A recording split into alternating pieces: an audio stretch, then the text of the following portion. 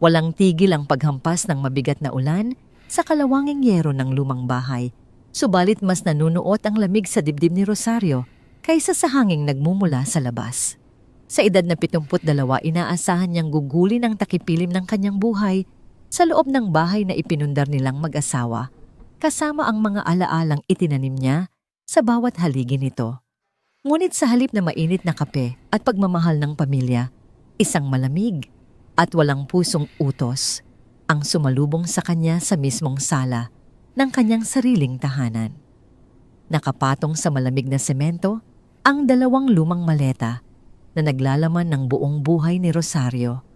Sa harap niya ay nakatayo ang kanyang panganay na anak na si Richard. Nakasuot ito ng plansadong polo, maayos ang buhok at may tindig ng isang lalaking sanay mag-utos. 50 taong gulang na si Richard, isang tanyag na abogado sa bayan ng San Isidro na ngayon ay naghahanda para sa nalalapit na eleksyon bilang alkalde. Ngunit sa mga oras na yon, walang mababakas na paggalang sa kanyang mga mata habang nakatingin sa kanyang ina. Formal at walang emosyon ang boses ni Richard nang magsalita ito. Sinabi niyang kailangan na nitong lisanin ang pangunahing bahay bago mag-umaga. Nanginig ang mga labi ni Rosario. Tinanong niya ang sariling anak kung saan siya pupunta sa gitna ng ganito kalakas na bagyo at kung bakit kailangan niyang umalis sa bahay na ipinagawa ng yumaong si Crispin. Mula sa likuran ni Richard, lumabas ang ikalawang anak ni Rosario na si Michelle. 48 taong gulang nakasuot ng mamahaling damit at may hawak na payong. Tiningnan ni Michelle ang kanyang ina nang may halong pandidiri at pagkainip. Ipinaliwanag ni Michelle na ibebenta na nila ang lote at ang bahay sa isang malaking negosyante mula sa Maynila. Ang perang makukuha roon ay gagamitin para punduhan ang napakamahal na kampanya ni Richard sa politika. Iginiit ni Michelle na darating ang mga bagong may-ari kinabukasan upang simulan ang demolisyon at magiging isang malaking abala kung makikita ng mga ito na may matandang nakatira pa sa loob. Naramdaman ni Rosario ang pag-ikot ng kanyang sikmura. Sinubukan niyang ipaalala sa kanyang mga anak ang lahat ng sakripisyo niya. Binanggit niya ang mga gabing hindi siya natulog para manahi ng mga barong at saya masiguro lamang na may pambaon sila sa eskwela at makatapos sila sa kolehiyo. Umasa siyang may natitira pang kahit kaunting utang na loob sa mga puso ng kanyang mga anak. Ngunit isang malamig na ngiti lamang ang isinukli ni Richard. Sinabi nitong matagal na nilang pinag-isipan ang sitwasyon. Ayaw nilang dalhin si Rosario sa isang bahay ampunan dahil tiyak na magiging usap-usapan iyon sa bayan. Alam ni Richard na masisira ang kanyang imahe bilang isang huwarang kandidato kung malalaman ng mga botante na itinapon niya ang sariling ina sa pasilidad para sa mga matatanda. Hindi niya hahayaang masira ang kanyang pangalan dahil lang sa issue ng kawalan ng hiya. Kaya naman, nagpa siya ang magkapatid sa isang solusyon na sa tingin nila ay pinakamadali. Itinuro ni Richard ang madilim na bahagi ng kanilang likod bahay. Naroon ang isang lumang bodega, isang tagpi-tagping estruktura na gawa sa kahoy at yero na dating ginagamit na imbakan ng mga bulok na gamit at pinamumugaran ng mga daga. Inutusan ni Richard ang kanyang ina na doon muna manatili hanggang sa matapos ang eleksyon. Kapag nanalo na siya at nakuha na ang pwesto, saka na lamang daw nila aayusin ang paglipat nito sa isang mas maayos na lugar kung saan walang makakakita. Hindi makapaniwala si Rosario sa narinig. Ang bodega ay walang kuryente, walang maayos na sahig at tiyak na pinapasok ng tubig ulan. Tiningnan niya ang kanyang mga anak, hinahanap ang mga batang dati niyang kinakarga at inaalagaan. Ngunit ang mga nakatayo sa kanyang harapan ay mga estrangherong nilamon ng ambisyon at kasakiman. Nagmamakaawa ang tinig ni Rosario habang sinasabi niyang hindi siya mabubuhay sa ganoong karuming lugar. Sinubukan niyang humakbang palapit kay Richard upang hawakan ang braso nito, ngunit mabilis na umatras ang kanyang anak. na tila nandidiri na baka magusot ang kanyang mamahaling damit. Nawala ng pasensya si Michelle. Lumapit siya sa mga gamit ni Rosario at nagsimulang itulak ang mga ito palabas ng pinto patungo sa basang semento ng beranda. Walang pakialam ang anak kung mabasa man ng ulan ang mga natitirang ari-arian ng matanda. Sa pagmamadali ni Michelle na ilabas ang mga gamit na sagi ng kanyang sapatos, ang isang lumang kahon ng pananahi na gawa sa kahoy. Ito ang kaisa-isang alaalang naiwan kay Rosario mula sa kanyang ina. Bumagsak ang kahon mula sa beranda patungo sa maputik na lupa. Nagkalat ang mga sinulid karayom at mga antigong didal sa gitna ng baha. Para sa mga anak niya, isa lamang itong basurahan. Ngunit para kay Rosario, ang kahon na yon ay sumisimbolo sa kanyang dangal at sa marangal niyang paghihirap para buhayin silang magkakapatid. Nang makita ni Michelle ang nagkalat na gamit, sinipa pa niya ang mismong kahon palayo sa beranda, habang sinasabing kalat lamang iyon at dapat nang sunugin. Sa pagkakataong yon, isang matinding galit ang sumabog sa dibdib ni Rosario. Ang pighati, ang pakiramdam ng pagtataksil at ang pangiinsulto sa kanyang pagkatao ay nagsama-sama. Bago pa man niya mapigilan ang sarili, humakbang siya ng mabilis palapit sa kanyang anak na babae. Itinaas ni Rosario ang kanyang nanginginig na kamay at binagsakan ng isang buong lakas na sampal ang mukha ni Michelle. Umalingaw-ngaw ang tunog ng palad sa balat. Napahawak si Michelle sa kanyang namumulang pisngi ng lalaki ang mga mata sa gulat at galit. Hinarap siya ni Rosario na may mga matang nagliliyab sa puot. Sinasabing wala silang karapatang bastusin ang mga gamit na nagpabuhay sa kanila noong mga panahong wala silang makain. Ngunit bago pa man makapagsalita muli si Rosario, mabilis na lumapit si Richard. Galit na galit ang panganay na anak dahil sa ginawa ng ina sa kanyang kapatid. Sa halip na umawat ng maayos, itinulak ni Richard ang dibdib ng kanyang matandang ina gamit ang parehong kamay. Isang napakalakas na tulak na hindi inasahan ng isang 72 taong gulang na babae. Nawalan ng balanse si Rosario. Tumiklop ang kanyang mga tuhod at tuluyan siyang nahulog mula sa mababang hakbang ng beranda. Bumagsak ang kanyang buong katawan sa malamig at maputik na lupa.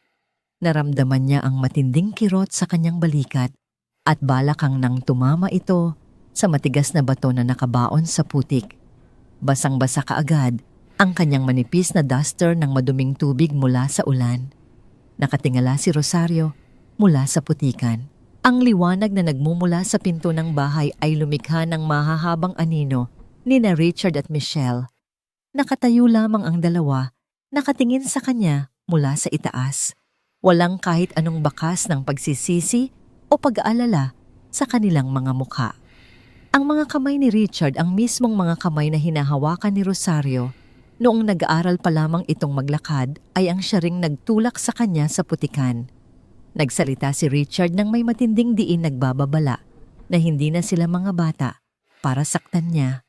Iniutos nito na pulutin na ng matanda ang mga basura nito at pumunta na sa bodega bago pa sila tuluyang mawalan ng pasensya at ipatawag ang mga awtoridad para kaladkarin siya palabas ng compound. Pagkatapos bitiwan ang mga salitang iyon, tumalikod si Richard. Pumasok siya sa loob ng mainit at maliwanag na bahay. Sumunod si Michelle na iinis na pinapagpag ang sariling damit at tuluyang isinara ang mabigat na pinto. Narinig ni Rosario ang pag-ikot ng kandado. Ikinandado nila ang bahay. Ikinandado nila siya sa labas ng sarili niyang buhay. Nanatiling nakahiga si Rosario sa putik ng ilang sandali habang patuloy na bumubuhos ang ulan sa kanyang katawan. Walang luhang tumulo mula sa kanyang mga mata o marahil ay naanod na lamang ito ng malakas na ulan. Namamanhid ang kanyang balikat, ngunit mas masakit ang paggiling ng kanyang puso. Unti-unti, gamit ang kanyang nanginginig na mga braso, itinukod niya ang sarili upang makabangon. Gumapang siya ng bahagya sa putikan upang pulutin isa-isa ang mga basang sinulid ang mga kalawanging karayom at ang nabasag na kahon ng pananahi. Ipinasok niya ang mga ito sa kanyang basang maleta. Tumayo si Rosario, mabigat ang bawat paghinga. Kinuha niya ang hawakan ng kanyang maleta. Tiningnan niya ng huling beses ang pintuan ng bahay na dating puno ng pangarap bago siya dahan-dahang tumalikod. Habang hinahampas ng hangin at ulan, ang kanyang mahinang katawan naglakad si Rosario patungo sa likod bahay. Bawat hakbang ay mabigat sa putikan. Tinahak niya ang daan patungo sa lumang bodega, sa lugar kung saan inakala ng kanyang mga anak na doon na siya tuluyang mabubulok at makakalimutan ng mundo. Hindi nila alam ang pagbukas ng pintuan ng madilim na bodegang iyon ay hindi ang katapusan ni Rosario, kundi ang simula ng isang paghuhukom na wawasak sa lahat ng kanilang pinakaiingatang kasinungalingan. Matinding puwersa ang kinailangan ni Rosario upang maitulak ang namamagang kahoy na pinto ng bodega. Kumayod ang ilalim nito sa magaspang na semento, lumilikha ng matining at mabigat na tunog na tila nagrereklamong lumang makina. Nang tuluyan itong bumukas, sumalubong sa kanya ang masangsang na amoy ng kulob na hangin, pinaghalong nabubulok na tabla, lumang alikabok at dumi ng mga hayop. Naramdaman niya ang mabilis na pagtakbo at pagkaluskos ng mga maliliit na nilalang patungo sa mga sulok dahil sa biglaang pagpasok ng liwanag at ulan mula sa labas. Isinara ni Rosario ang pinto upang harangin ang malamig na hangin ng bagyo. Balot ng dilim ang buong paligid dahil walang kuryente sa estrukturang iyon. Gamit ang panginginig ng kanyang mga kamay, kinapa niya ang ibabaw ng kanyang basang maleta at naupo roon. Ang kanyang damit ay basa at nakadikit sa kanyang malamig na balat habang ang kanyang kanang balikat ay patuloy na kumikirot mula sa pagkakahulog niya sa putikan kanina. Niyakap ng matanda ang kanyang sarili, pinipigilan ang panginginig ng kanyang buong katawan. Sa gitna ng katahimikan ng gabi, ang tanging naiisip niya ay ang mukha ng kanyang mga anak. Nasaan na ang utang na loob na itinuro niyang pinakamahalagang yaman ng isang pamilyang Pilipino?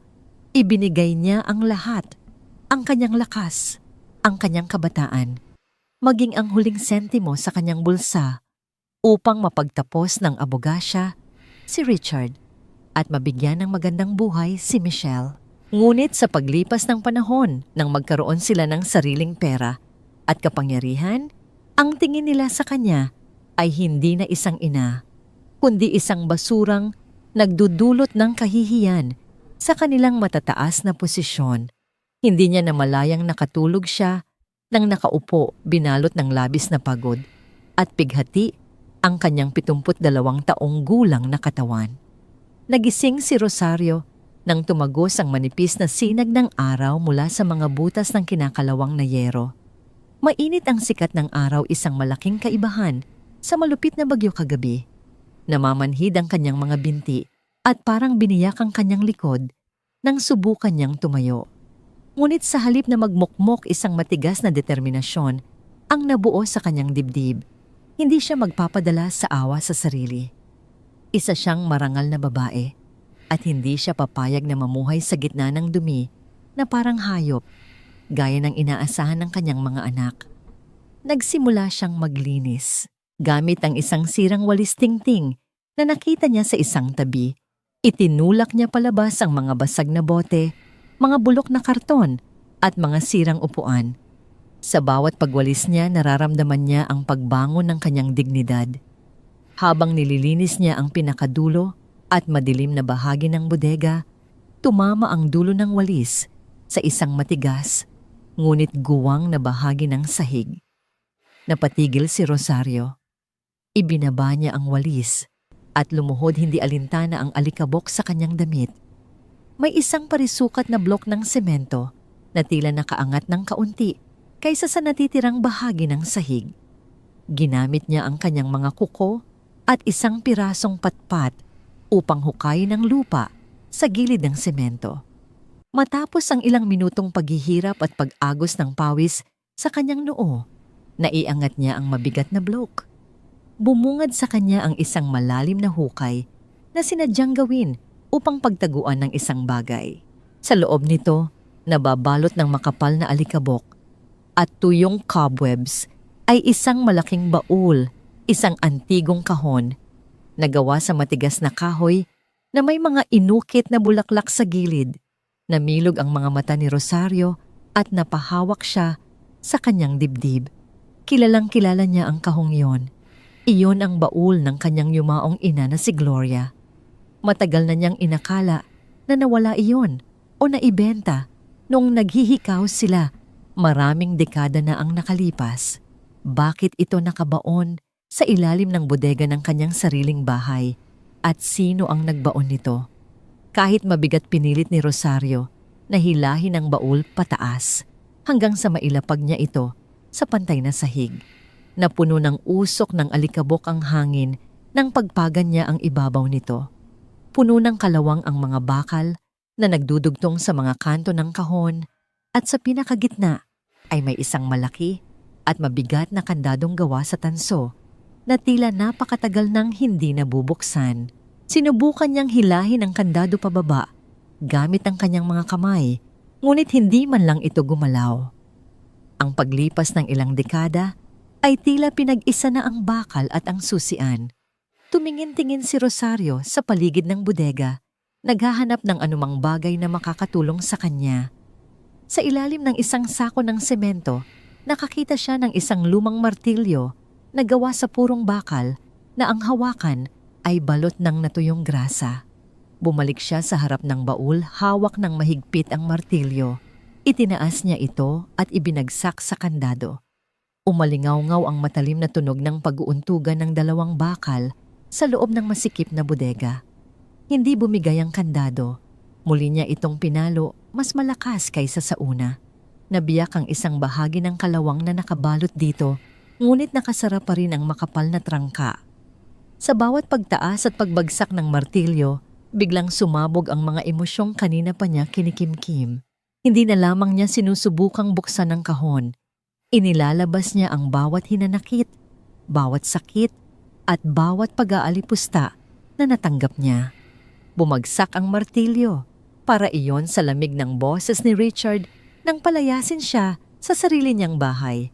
Bumagsak muli ang martilyo, para iyon sa mahapding sampal at walang hiyang pagbaliwala ni Michelle sa kanyang mga gamit. Patuloy siyang humataw ng humataw. Na mula ang kanyang mga mata umaagos ang mga luha, hindi dahil sa awa sa sarili, kundi dahil sa matinding poot na matagal niyang ibinaon sa kanyang puso. Bawat palo ay nagdadala ng nakakabinging ingay, nagpapatalsik ng maliliit na piraso ng bakal at kalawang sa hangin. Sa sobrang higpit ng kanyang hawak at sa lakas ng epekto ng bawat palo, nagkabutlig ang balat sa kanyang palad hanggang sa mapunit ito. Tumulo ang mainit na dugo mula sa kanyang kamay, pababa sa hawakan ng martilyo, ngunit hindi niya alintana ang hapdi. Wala itong binatbat sa sakit ng pagtataksil ng sariling dugo at laman. Sa huling paghataw na ginamitan niya ng lahat ng natitirang lakas ng kanyang katawan, sumuko rin ang antigong bakal, nabasag ang panloob na mekanismo ng kandado at tuluyang nalaglag ang kalahati nito sa sahig. Hinihingal punong-puno ng pawis at luha ang mukha, ibinaba ni Rosario ang madugong martilyo. Nanginginig ang kanyang mga duguang daliri nang hawakan niya ang takip ng kahon. Mabagal at maingat niyang itinaas ang mabigat na kahoy na takip. Tumutol ang mga bisagra nito, lumikha ng isang mahaba at matining na pag-ikot bago tuluyang bumukas. Isang kakaibang amoy ang lumabas mula sa baul. Amoy ng tuyong dahon, ng kamuning at lumang tela na iningatan upang hindi dapuan ng insekto. Ang unang bumungad sa kanya ay hindi salapi ni hindi mga lumang alahas na ginto na maaaring makapag-ahon sa kanya sa hirap. Sa halip, maayos na nakatupi sa ibabaw ang isang pamilyar at napakagandang tela na yari sa pinya. Hinawakan niya ito ng dahan-dahan. Isa itong barot saya, isang Filipiniana na hindi pa tapos tahiin. Nakakabit pa ang ilang lumang karayom sa laylayan nito. Nakilala niya kaagad ang sariling disenyo. Ito ang mismong damit na tinatahi niya para sa sariling kasal na hindi kailanman natuloy 40 taon na ang nakararaan. Nagsimulang tumibok ng mabilis ang puso ni Rosario. Bakit itinago ng kanyang ina ang damit na ito sa halip na itapon gaya ng napagkasunduan noon? Dahan-dahan niyang inangat ang damit. Sa ilalim ng makapal na Filipiniana, nakatago ang isang malaking manto, isang bilong, ginagamit ng mga matatandang babae kapag pumapasok sa simbahan. Ito ay nanilaw na sa paglipas ng panahon. Ngunit habang hinihila niya ang belo, pataas upang suriin sa ilalim ng liwanag, biglang tumigil ang paghinga ni Rosario. Tila bumalik ang oras at sinampal siya ng isang napakalupit na bangungot na matagal na niyang ibinaon sa pinakamalalim na bahagi ng kanyang isipan. Sa gitna ng pinong borda ng lumang belo, may isang malaki at tuyong mantsa. Hindi ito dumi, hindi ito kalawang. Ang hugis at ang kulay nitong naging itim sa paglipas ng maraming dekada ay nag-iwan ng walang kamatayang patunay. Dugo. Pumikit ng mariin si Rosario.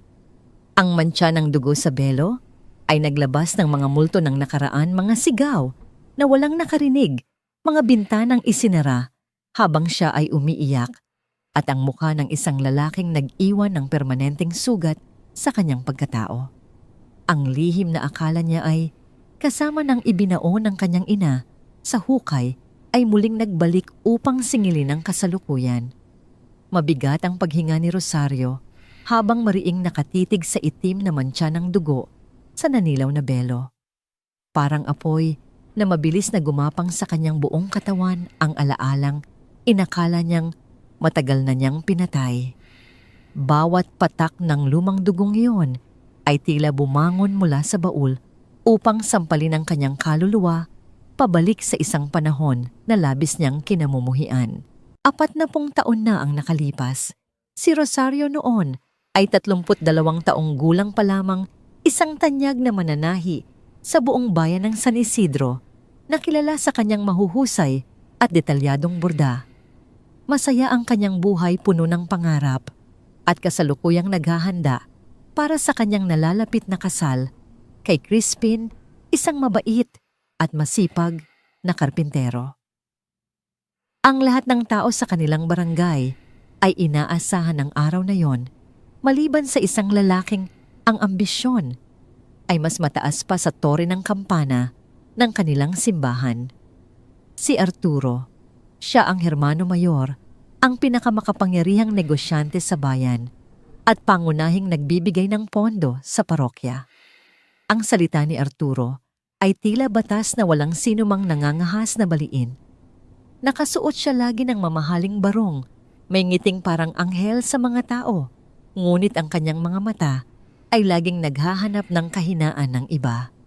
Isang maulan na hapon niyon, ipinatawag ni Arturo si Rosario sa kanyang malaking opisina sa likod ng kumbento upang sukatan ito para sa isang bagong barong na isusuot niya sa nalalapit na kapistahan. Walang pag-aalinlangan si Rosario dahil alam niyang mahalagang kliyente ito. Ngunit nang makapasok siya at mailapag ang kanyang mga gamit sa pananahi, mabilis na isinara ni Arturo ang mabigat na pintong gawa sa nara at inikot ang kandado. Bumilis ang tibok ng puso ni Rosario nang mapansin ang pag-iba ng timpla ng mukha ng lalaki. Lumapit si Arturo hindi upang magpasukat, kundi upang hawakan ang kanyang braso ng mahigpit. Pilit na idinidikit ng lalaki ang kanyang katawan kay Rosario, bumubulong ng mga salitang nakakaramdam siya ng init na tila bumabalot sa buong silid. Sinabi ni Arturo na kaya nitong ibigay ang lahat ng luho at pera sa mundo kung papayag lamang itong kalimutan ang karpinterong si Crispin at maging kanya.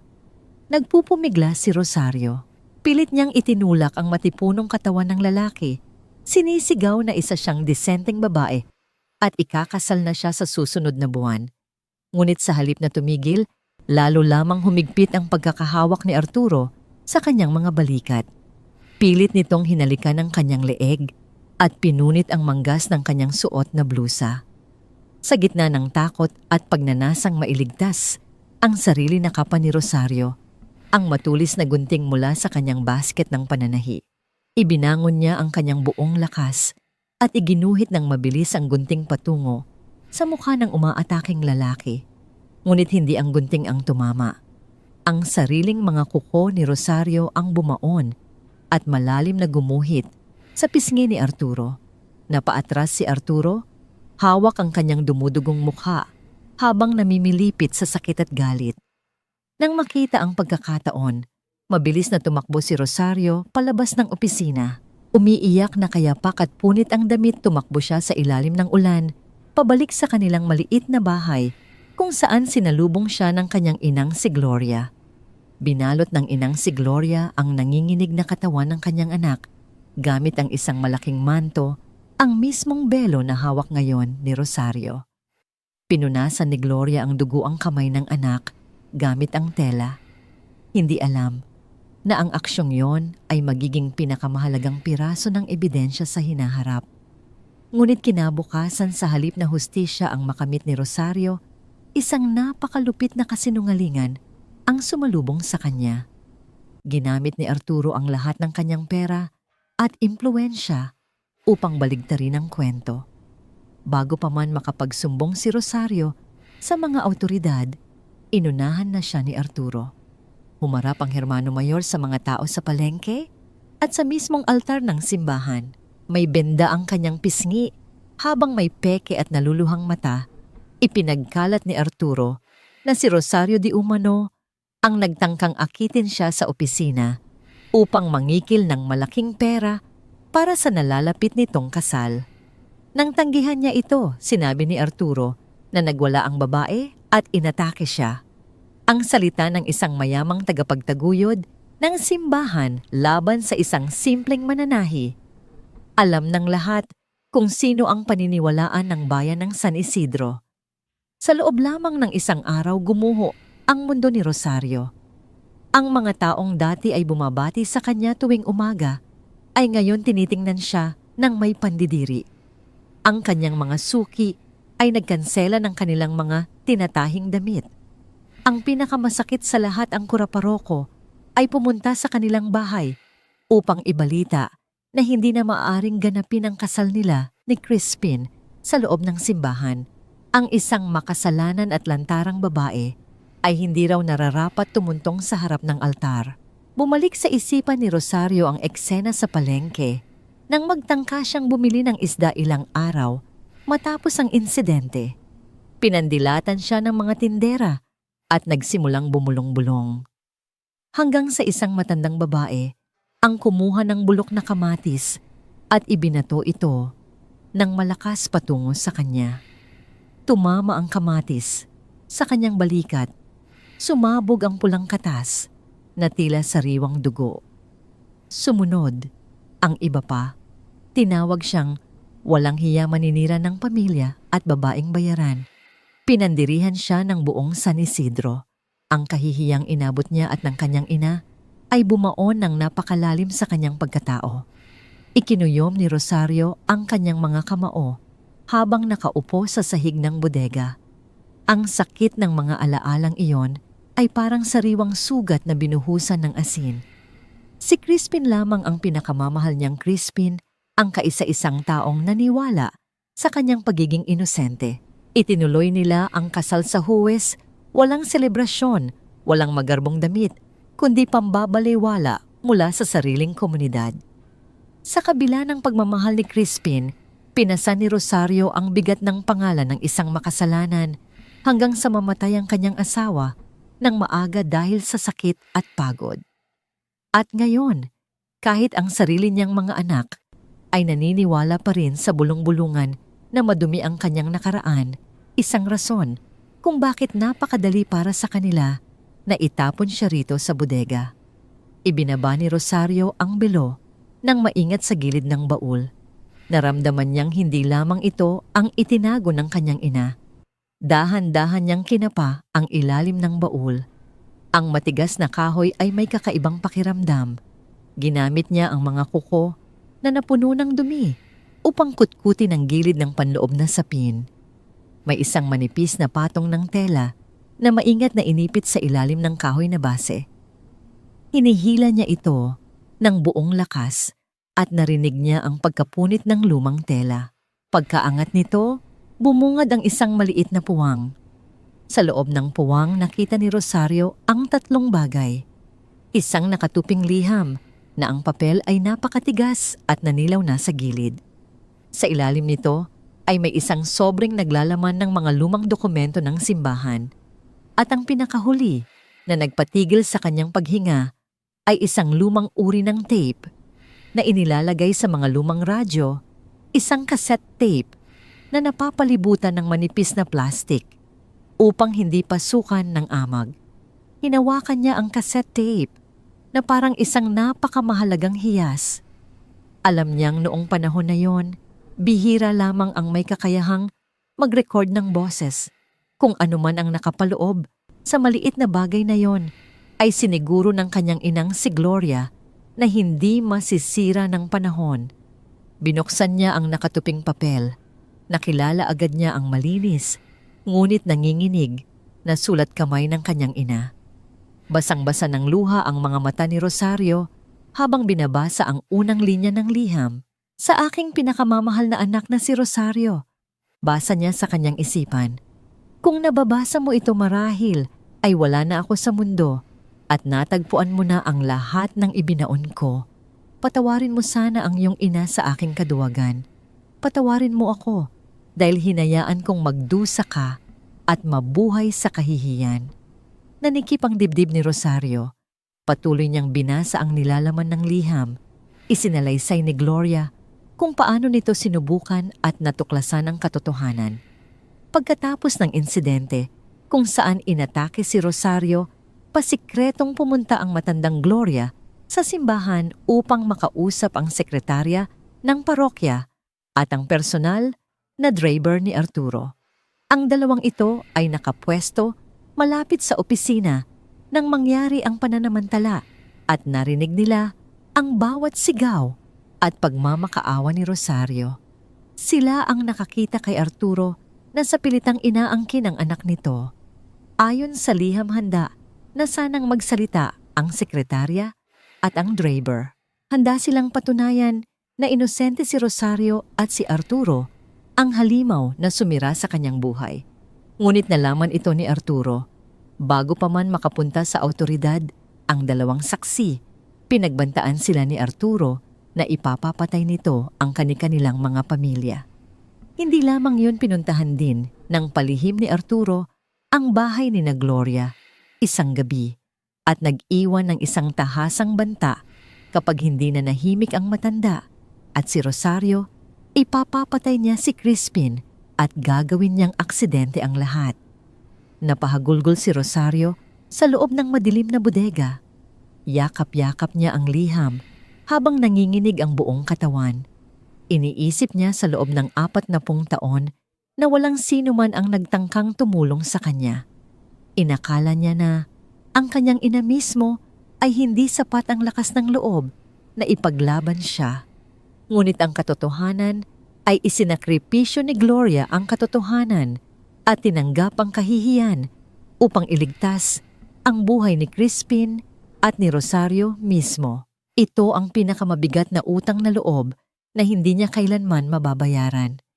Sa huling bahagi ng sulat ni Gloria, nakasulat ang isang habilin. Pilit na kinuha ni Gloria ang testimonya ng dalawang saksi bago sila tuluyang umalis sa bayan.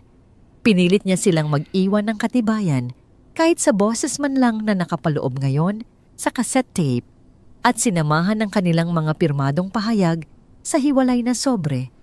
Itinago ito ni Gloria dahil alam niyang darating ang araw na mawawala ang kapangyarihan ni Arturo o magkakaroon ng pagkakataon ang kanyang anak na linisin ang pangalan nito nang hindi na nanganganib ang buhay. Hinawakan ni Rosario ang tape. Tumulo ang pawis at luha sa ibabaw ng kanyang mga kamay na kanina pa dumudugo. Mula sa kalungkutan at pighati ng kahapon, dahan-dahang namuo ang isang malamig at mapanganib na pakiramdam sa kanyang puso. Namatay na ang takot sa kanya.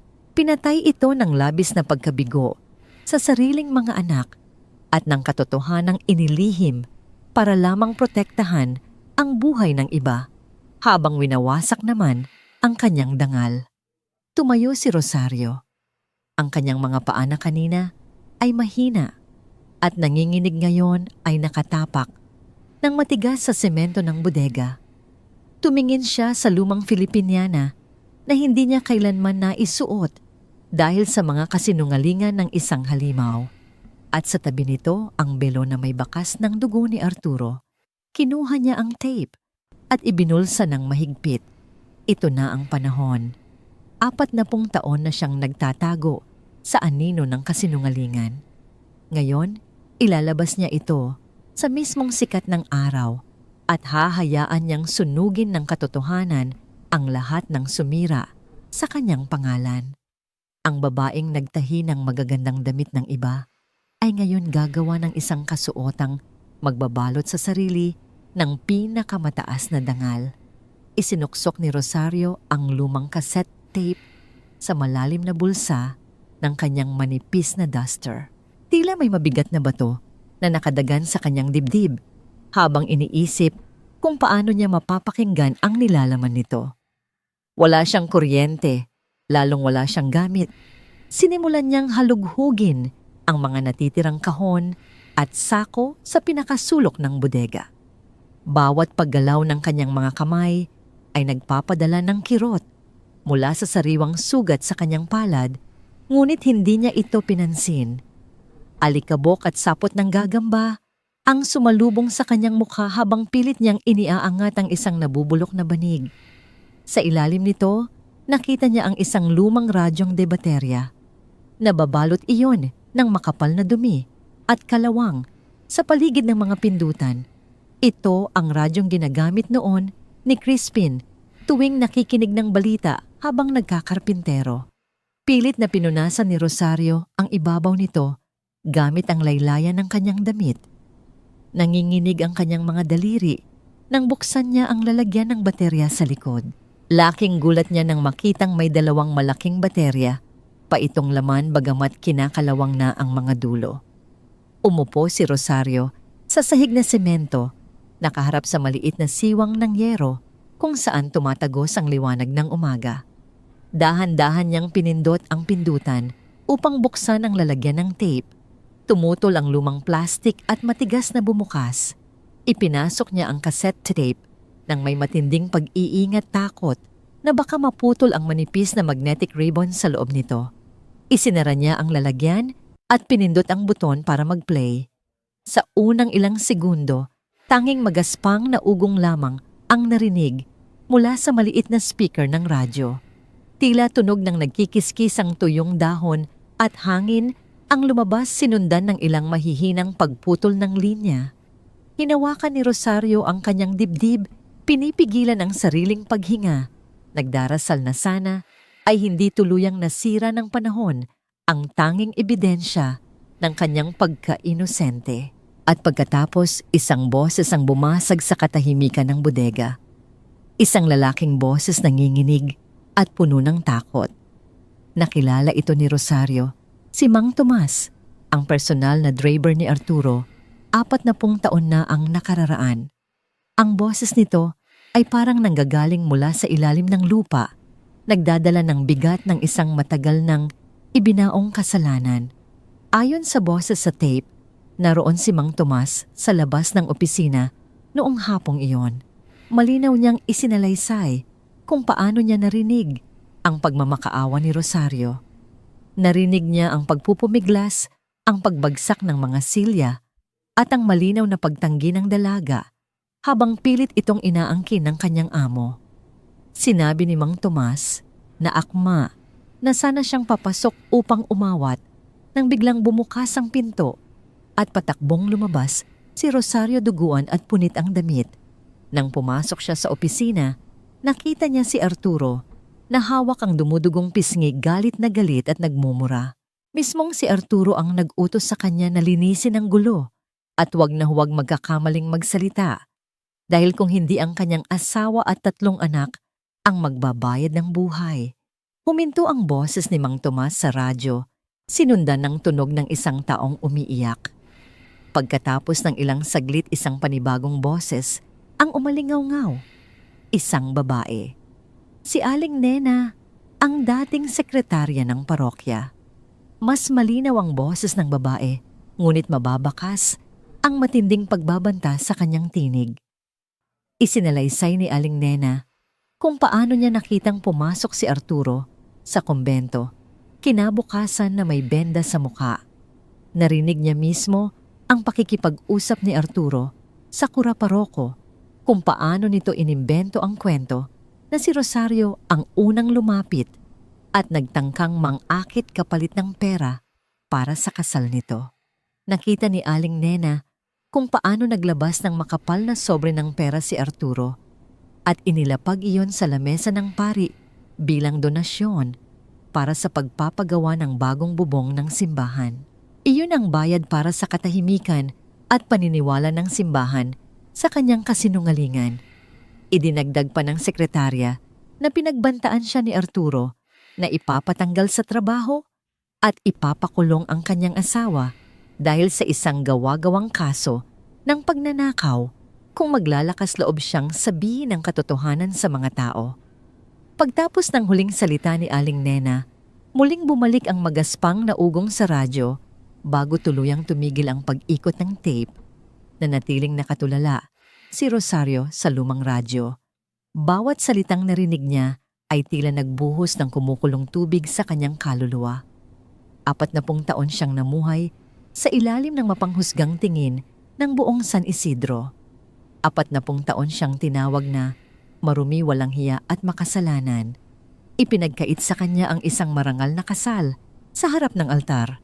Pinagtawanan siya, iniluwa ng lipunan at kahit ang sariling mga anak ay lumaki nang may bahid ng kahihiyan sa pagkatao ng kanilang ina. At ang lahat ng ito ay dahil lamang sa kasakiman ng isang lalaking hindi matanggap na tinanggihan siya ng isang simpleng mananahi. Binili ni Arturo ang katotohanan gamit ang pera at takot. Tiningnan ni Rosario ang sulat ng kanyang inang si Gloria na nakapatong sa kanyang hita. Naunawaan na niya ngayon kung bakit hindi ito nailabas ng matanda. Ano nga ba ang laban ng isang mahirap na byuda at isang mananahi laban sa pinakamakapangyarihang tao sa bayan? Kung inilabas ni Gloria ang tape noon, tiyak na hindi na sila aabutin ng sikat ng araw kinabukasan. Tiyak na pinatay si Crispin at marahil ay pati siya. Isinakripisyo ng kanyang ina ang dangal nila upang iligtas ang kanilang mga buhay. Isang napakalalim na paghikbi ang kumawala mula sa dibdib ni Rosario. Yumuko siya hanggang sa dumikit ang kanyang noo sa malamig na semento ng bodega. Umiyak siya ng walang pagpipigil. Umiyak siya para sa dalagang si Rosario na inagawa ng pangarap. Umiyak siya para kay Crispin na namatay nang may dalang bigat ng pangalan ng asawa. Umiyak siya para kay Gloria na namatay na bitbit ang isang napakabigat na sikreto. At higit sa lahat umiyak siya para sa sarili niya na pagkatapos ng lahat ng paghihirap ay itinapon lamang ng sariling mga anak sa isang madilim na bodega. Tumagal ang kanyang pagtangis hanggang sa tuluyang maubos ang mga luha sa kanyang mga mata. Nang muli niyang iangat ang kanyang mukha, wala na ang bakas ng kahinaan. Ang lungkot at awa sa sarili ay napalitan ng isang malamig at nakakapasong galit. Tumayo si Rosario. Tiningnan niya ang antigong baul at ang mga nilalaman nito. Hinawakan niya ang nanilaw na belo na may bakas ng dugo. Ito ang kanyang armas. Ito ang kanyang patunay. Mula sa kanyang basang maleta, kinuha niya ang nabasag na kahon ng pananahi. Ibinuhos niya ang mga natitirang sinulid karayom at gunting sa ibabaw ng kahoy na baul. Tiningnan niya ang hindi tapos na barot saya, ang Filipiniana, na gawa sa pinya na matagal na nakatago. Kinuha niya ito at ipinatong sa kanyang katawan. Kasya pa rin. Ang mga sukat na ginawa niya 40 taon na ang nakalipas ay tila naghihintay lamang sa araw na ito. Hindi siya papayag na mamatay sa dilim ng bodegang ito na parang isang talunan. Hindi niya hahayaang magpatuloy ang pagdiriwang ni Arturo at ang pamumuhay ng kanyang mga anak na parang walang nangyaring pagkakamali. Gagamitin niya ang lahat ng kanyang nalalaman bilang isang dalubhasang mananahi, hindi upang gumawa ng damit para sa iba, kundi upang likhain ang kasuotan ng kanyang sariling paghihiganti. Kinuha ni Rosario ang matulis na gunting mula sa kanyang mga gamit. Lumapit siya sa maliit na siwang ng liwanag upang makita ng maayos ang telang pinya. Nagsimula siyang magtabas. Pinutol niya ang ilang bahagi ng mahabang laylayan na nabubulok na upang gawin itong mas matibay.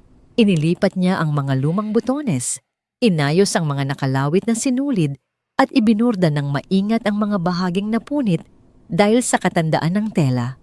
Habang tinatahi niya ang bawat butas, tinatahi rin niya ang mga piraso ng kanyang sariling dangal. Bawat tusok ng karayom sa matigas na tela ay sinasabayan ng matinding determinasyon na ibalik ang lahat ng sakit na naramdaman niya sa mga taong sumira sa kanya. Maghapon at magdamag na nagtrabaho si Rosario sa loob ng bodega. Kahit na kumakalam ang kanyang sikmura at kumikirot ang kanyang mga buto sa lamig, hindi siya tumigil. Binago niya ang disenyo ng damit. Mula sa isang kasuotan, para sa isang inosenteng nobya, ginawa niya itong isang damit ng isang palaban na reyna, matapang marangya at nagdadala ng bigat ng kasaysayan. Nang matapos ang kanyang ginagawa, itinaas niya ang damit upang tingnan ito sa ilalim ng liwanag na nagmumula sa buwan na tumatagos sa butas ng yero. Ang Filipiniana ay tila nabuhay muli. Handa na siya. Kinuha niya ang cassette tape, ang bilong may dugo, at ang mga liham ng testimonya at maingat na inilagay ang mga ito sa loob ng isang lumang abanico pouch na nakasabit sa baywang ng damit. Tumingin si Rosario sa labas ng bodega. Araw na ng linggo bukas. Araw ng kapistahan ng San Isidro. Alam niyang lahat ng makapangyarihang tao sa bayan, pati na ang kanyang mga anak, at ang mismong si Arturo ay magtitipon sa plaza para sa malaking selebrasyon. Isang manipis, ngunit mapanganib ng ngiti ang gumuhit sa mga labi ng matanda. Inayos niya ang pagkakatupi ng damit bago mahiga sa malamig na semento upang ipahinga ang kanyang katawan. Kailangan niya ng lakas para bukas, sapagkat kinabukasan ng babaeng itinapon nila sa dilim ay maglalakad pabalik sa liwanag upang sunugin ang kanilang mga trono. Napasigaw ng mahina si Rosario nang maramdaman ang matinding pangingimi ng kanyang mga kasukasuan sa unang pagtatangka niyang bumangon mula sa malamig na semento. Sumilip ang sikat ng araw mula sa mga butas ng kinakalawang na yero, dalaang pamilyar at masiglang ingay na nanggagaling sa labas ng compound. Araw iyon ng linggo. Ang araw ng pistang bayan ng San Isidro. Mula sa malayo rinig ni Rosario ang masayang tugtugin ng banda ng musiko na umiikot sa buong bayan. Ang tunog ng mga tambol at trompeta ay sumasabay sa mainit na hangin, nagdadala ng amoy ng litsong baboy, matamis na kakanin, at napritong lumpia na inihahanda ng bawat kabahayan. Para sa karamihan araw ito ng pagdiriwang at pasasalamat. Ngunit para sa matandang babaeng nakakulong sa madilim na bodega, ang araw na ito ay araw ng paghuhukom. Nanghina man ang katawan dahil sa gutom at ginaw ng magdamag, pinilit ni Rosario na itayo ang sarili. Nagsimula siyang mag-ayos. Gamit ang isang basag na salamin na nakita niya sa tumpok ng mga basura, pinunasan niya ang sariling mukha gamit ang basang panyo. Inalis niya ang mga natuyong putik sa kanyang pisngi at leeg. Tiningnan niya ang kanyang refleksyon, isang mukhang ginuhitan ng malalalim na kulubot. Dahil sa 40 taon ng pag-aalipusta at paghihirap, ngunit may mga matang nagliliyab sa panibagong tapang. Maingat niyang inilabas mula sa baul ang Filipiniana na buong magdamag niyang inayos. Ang telang pinya bagamat may bahagyang paninilaw, dulot ng panahon ay nananatiling matigas at marangya. Isinuot niya ito ng dahan-dahan, tinitiyak na walang mapupunit na tahi. Pinasadahan niya ng kanyang dugo ang mga daliri, ang malalaking manggas na hugis kampana, at ang ibinurdang mga bulaklak sa laylayan na siya mismo ang nagdisenyo noon para sana sa kanyang kasal. Nang maisuot niya ang damit, tila na balot ang kanyang buong pagkatao ng isang hindi nakikitang baluti ng dignidad. Inayos niya ang kanyang puting buhok, pinusod ito ng mahigpit sa likod ng kanyang batok gamit ang ilang lumang aspile. Sa huli kinuha niya ang sobre ng mga liham, ang lumang cassette tape at ang nanilaw na belo na may mantsa ng dugo. Itiniklop niya ang mga ito ng maayos at isinuksok sa isang abanico pouch na isinabit niya sa kanyang baywang. Lahat ay nakahanda na. Habang inaayos niya ang laylayan ng kanyang saya, biglang gumalaw ang seradura ng bodega mula sa labas. Bumukas ang pinto ng bahagya sapat lamang upang makapasok ang liwanag at ang bulto ng isang lalaki. Pumasok ang kanyang bunsong anak na si Dennis. 45 taong gulang na ito, nakasuot ng simpleng polo shirt at pantalon. Hindi tulad ng matapang at ambisyosong si Richard o ng mapagmataas na si Michelle, si Dennis ang laging nakayuko, laging sunod-sunuran sa kanyang mga nakatatandang kapatid. Siya ang anak na laging umiiwas sa gulo at mas pinipiling manahimik kahit alam niyang may mali. Palingalinga si Dennis sa paligid ng bodega, bakas ang pandidiri sa kanyang mukha habang tinitingnan ng dumi at sapot ng gagamba. May hawak siyang isang maliit na lalagyan ng pagkain na yari sa plastik. Nang mapansin niya ang kanyang ina, napatigil siya sa paghakbang. Nanlaki ang mga mata ni Dennis nang makita si Rosario na nakatayo ng tuwid suot ang isang napakagandang lumang Filipiniana. Hindi ito ang larawan ng isang talunang matandang inaasahan niyang makita. Lumapit si Dennis nang may pag-aalangan, inilalahad ang hawak na pagkain. Sinabi nito na nagdala siya ng tirang almusal mula sa bahay dahil alam niyang hindi pa kumakain ang kanyang ina mula kagabi. Ipinaliwanag niyang abala sina Richard at Michelle sa pag-aasikaso ng mga bisita at sa paghahanda para sa malaking salo-salo sa plaza kung saan dadalo si Arturo at iba pang politiko. Nanginginig ang boses ni Dennis habang sinasabing pinakiusapan niya sina Richard na bigyan man lang ng maayos na higaan ng ina, ngunit wala siyang magawa dahil nagbanta ang kanyang kuya na pati siya ay palalayasin kapag nangialam. Pabulong siyang humingi ng pasensya, idinadahilan na may asawa at maliit na anak siyang binubuhay kaya kailangan niyang sumunod sa kagustuhan ng magkapatid. Nakatingin lamang si Rosario kay Dennis, walang emosyong mababakas sa kanyang mukha. Tiningnan niya ang plastik na lalagyan ng pagkain na iniaalok ng kanyang anak, isang malamig na kanin at kapiraso ng tuyong isda, tila rasyon para sa isang asong nakakulong sa labas ng bahay. Hindi nagsalita si Rosario. Dahan-dahan niyang inangat ang kanyang kamay. Sa isang mabilis at mabigat na galaw, tinabig ni Rosario ang kamay ni Dennis na may hawak ng pagkain. Lumipad ang lalagyang plastik at bumagsak ng malakas sa sahig na semento. Nagkalat ang malamig na kanin at isda sa ibabaw ng alikabok at mga lumang basura. Gulat na napaatras si Dennis, hindi makapaniwala sa ginawa ng ina. Pilit nitong ipinagtanggol ang sarili, sinasabing nagmamalasakit lamang siya at nagtangkang tumulong kahit palihim. Ipinagdiinan niyang wala siyang kinalaman sa naging desisyon ni na Richard at Michelle kagabi. Unti-unting nag-init ang dugo ni Rosario. Hindi na niya napigilan ang sarili. Humakbang siya palapit kay Dennis at tiningnan ito ng tuwid sa mga mata.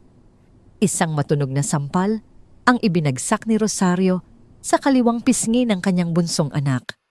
Napahawak si Dennis sa kanyang mukha, nanlalaki ang mga mata sa sakit at pagkabigla. Nanginginig sa galit si Rosario habang nagsasalita. Itinuro niya ang nagkalat na kanin sa sahig at sinabing Hindi niya kailangan ng mga tira-tirang pagkain upang mabuhay. Hindi niya kailangan ng pekeng pagmamalasakit na ginagawa lamang ng patago. Madiin at puno ng pagkasuklam ang bawat salita ni Rosario. Sinabi niya kay Dennis na mas masahol pa ito kina Richard at Michelle kahit papaano inamin ng dalawa na ikinahihiya nila siya. Ipinakita nila ang kanilang kasakiman ng harapan, ngunit si Dennis na nakasaksi sa pagtulak sa kanya sa putikan, sa pagbato ng kanyang mga gamit at sa pagkulong sa kanya rito ay nanatiling nakatayo lamang kagabi. Nagbulag-bulagan ito. Pinili nitong maging duwag upang iligtas ang sariling balat kaysa ipagtanggol ang inang nagluwal at nagpakain sa kanya nang nag-iisa ng mamatay ang kanilang ama. Lumuluhan na si Dennis habang sumusubok na magpaliwanag, ngunit mabilis na itinaas ni Rosario ang kanyang kamay upang patigilin ito. Sinabi niyang ang pagiging tahimik sa gitna ng pang-aabuso ay isang uri din ng pagtataksil. At dahil doon, pinatay na ni Dennis ang huling natitirang ugnayan nilang mag-ina. Tumalikod si Rosario. Iniwan si Dennis na umiiyak sa gitna ng maruming bodega. Naglakad siya patungo sa pinakasulok ng silid at kinuha ang isang lumang megaphone na natagpuan niya kanina habang naglilinis. Isa itong ginagamit noon ni Crispin kapag nagtatawag ng mga tao para sa pagpupulong ng barangay. Medyo kalawangin na ang hawakan, ngunit nang subukan niya itong buksan, umilaw pa rin ang maliit na pulang ilaw nito. Tanda na may natitira pang baterya. Mula sa huling paggamit nito, maraming taon na ang nakararaan. Isinabit niya ang strap ng megaphone sa kanyang balikat.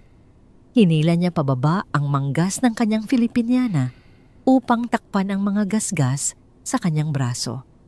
Wala nang anumang bakas ng kahinaan sa matandang babaeng nakatayo sa harap ng pinto ng bodega.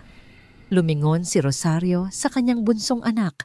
Sa huling pagkakataon, sinabi niyang kung gusto nitong makita kung paano lumaban ang isang inang hindi na kailanman yuyuko. Sa mga duwag at makasalanan, sumunod ito sa plaza. Pagkatapos, naglakad siya palabas ng bodega at tuluyang isinara ang pinto. Iniwan si Dennis na mag-isa at puno ng pagsisisi. Sinalubong si Rosario ng nakakapasong init ng tanghali. Wala na ang mga ulap ng bagyo kagabi.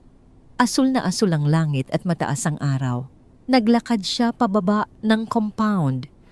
Hindi pinapansin ang putik na dumidikit sa dulo ng kanyang mahabang saya. Ang bawat hakbang niya palayo sa kanyang sariling bahay ay hakbang patungo sa kalayaan na inagaw sa kanya. Habang binabagtas niya ang daan, patungo sa kabayanan na papatingin ang mga taong nakakasalubong niya. Ang ilan ay natitigilan sa pagwawalis ng bakuran. Ang iba ay napapahinto sa pagbili sa mga sari-sari store.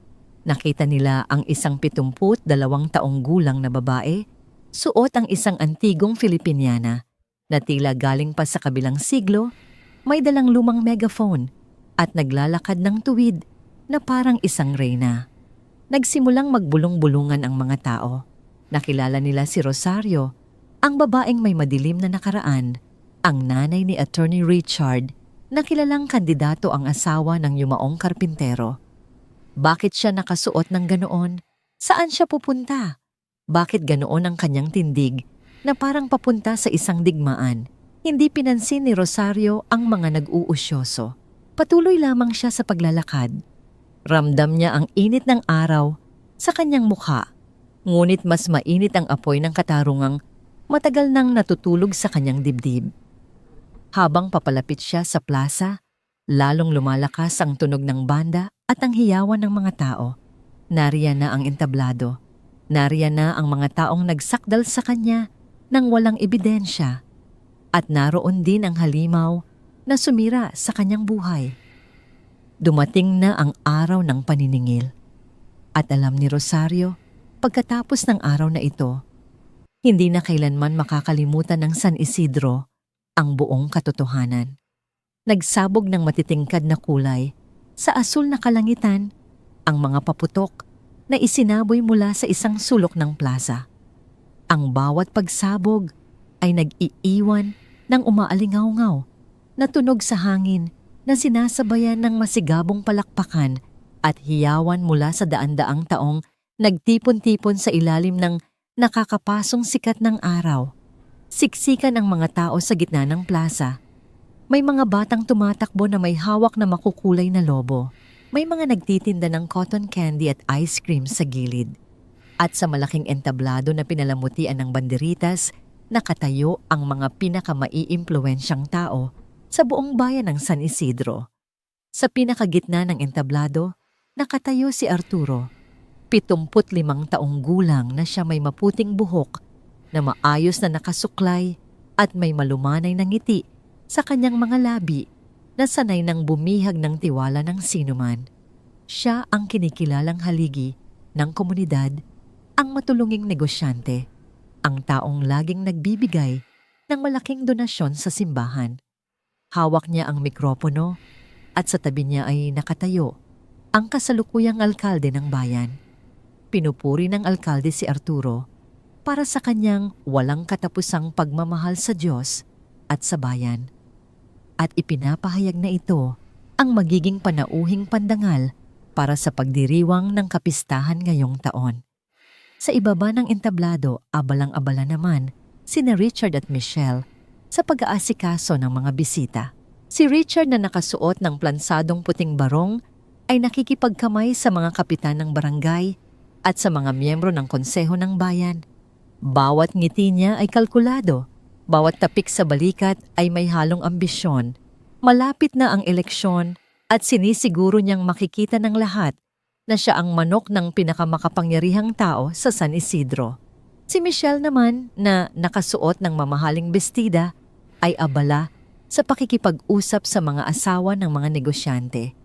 Ang bawat salita niya ay matamis, ngunit may bahid ng pagmamataas na tila sinasabing mas mataas na ang antas ng kanilang pamilya kaysa sa iba. Mula sa kabilang dulo ng plaza sa gitna ng siksikan ng mga tao, dahan-dahang naglakad si Rosario. Bawat hakbang niya ay mabigat, tila hinihila ng bigat ng 40 taon ng pagdurusa. Ngunit ang kanyang tindig ay tuwid at matatag.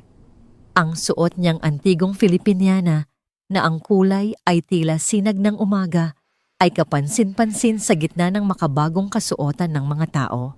Unang nakapansin sa kanya ang mga matatandang babaeng nakaupo sa mga plastik na upuan sa ilalim ng isang malaking puno ng akasya. Napatigil sila sa pagkukwentuhan at napatingin sa papalapit na matanda. Nag-umpisa ang bulungan. Ang bawat bulong ay tila maliit na alon na dahan-dahang kumakalat sa buong karagatan ng mga tao.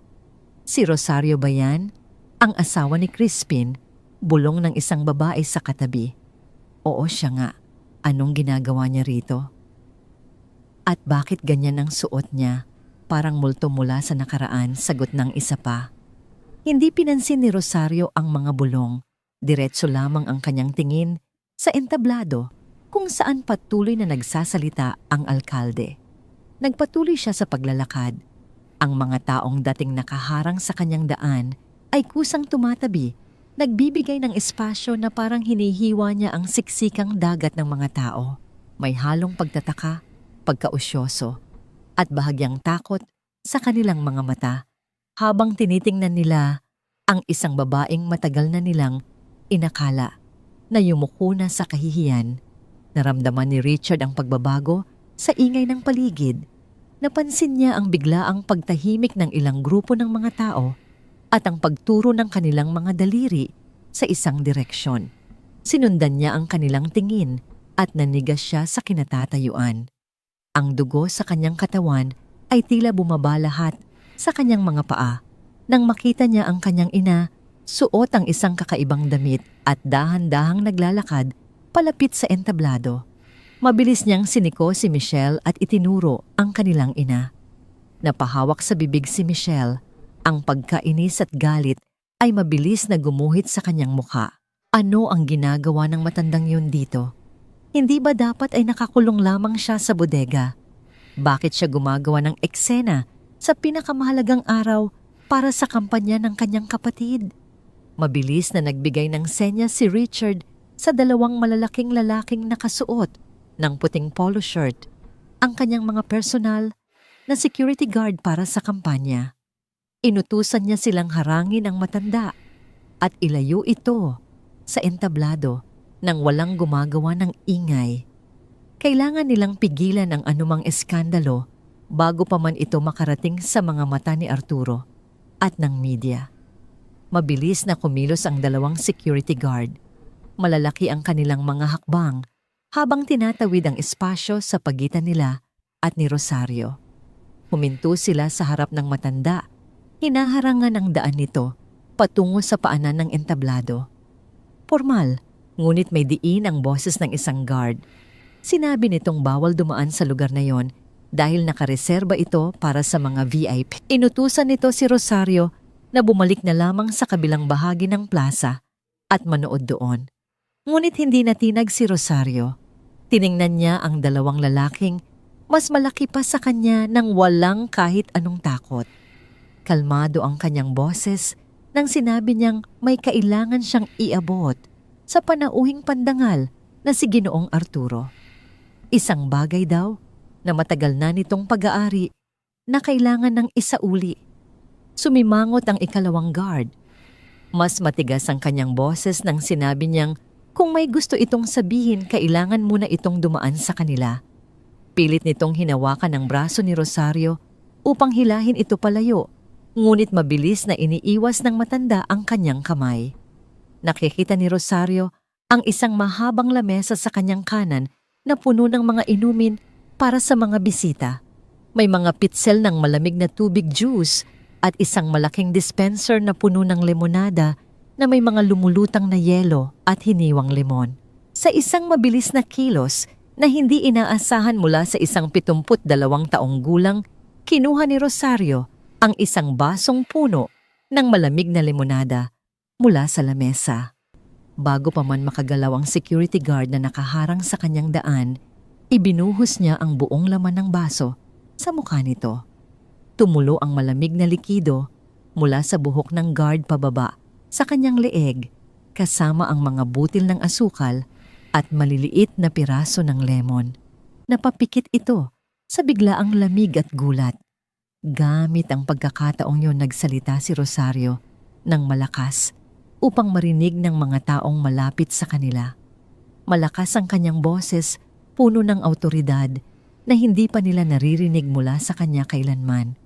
Iniutos niyang buksan ang daan at kung may sino man pang mangahas na humarang sa kanya, hindi na malamig na tubig ang tatama sa mukha nito. Natigilan ang dalawang guard. Nakatingin na sa kanila ang lahat ng tao sa paligid.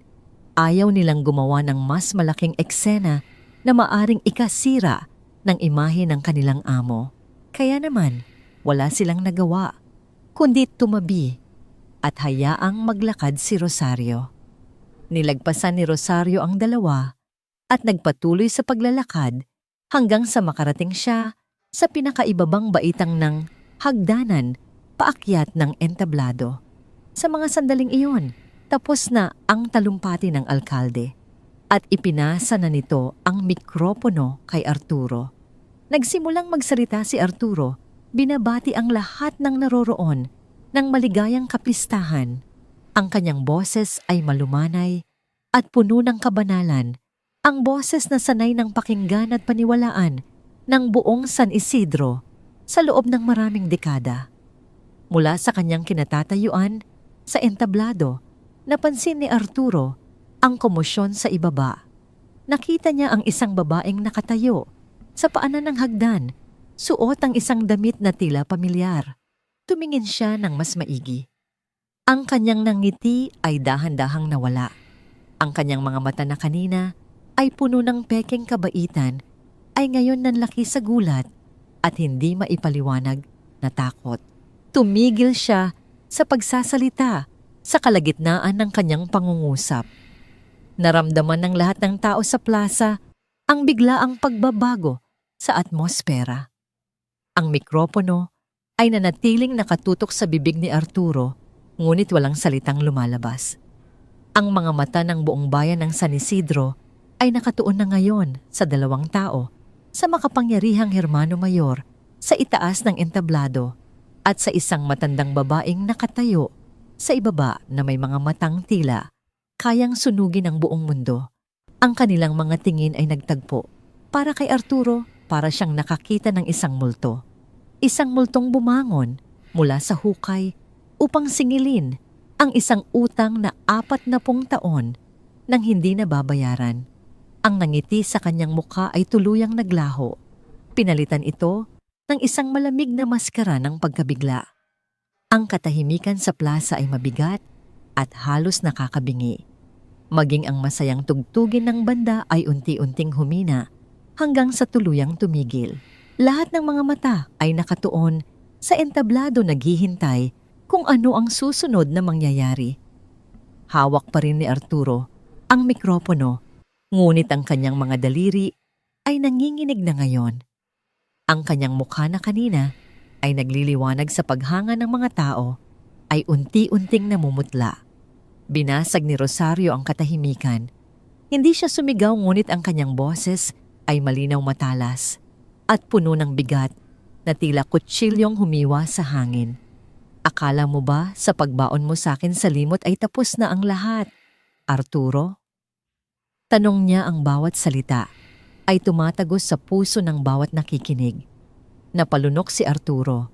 Sinubukan niyang ibalik ang kanyang peking ngiti at awtoridad.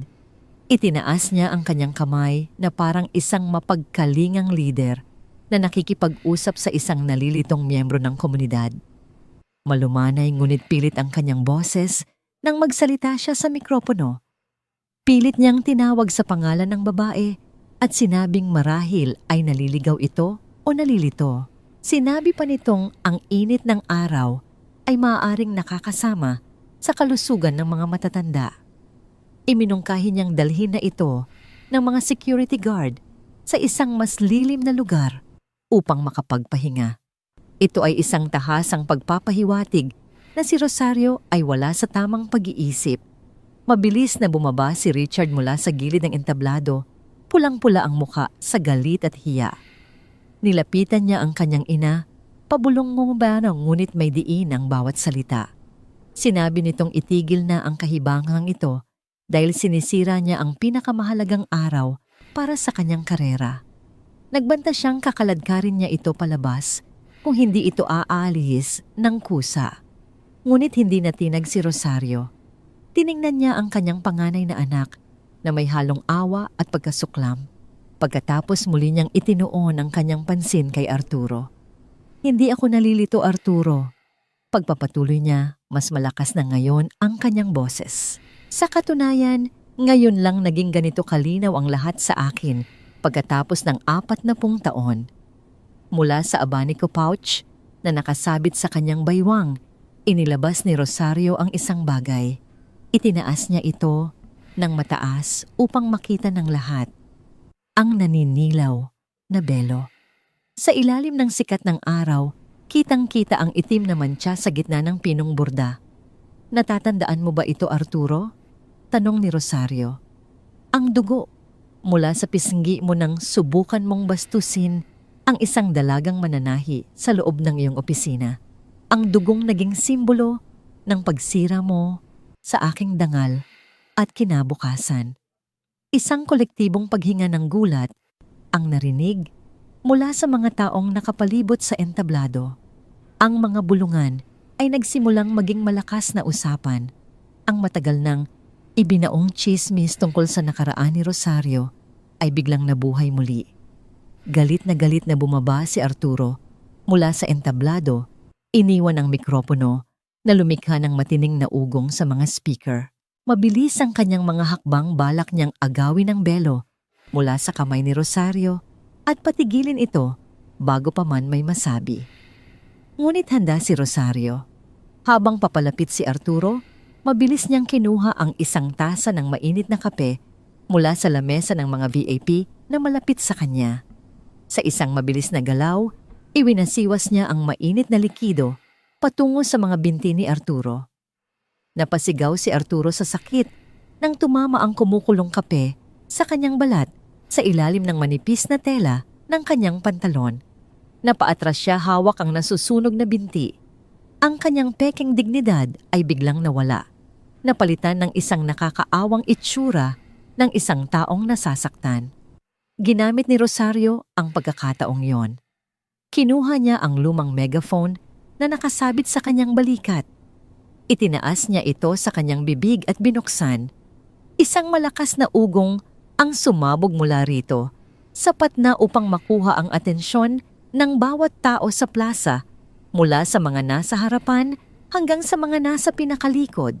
Inilabas niya ang lumang cassette tape mula sa kanyang bulsa at ipinakita ito sa lahat.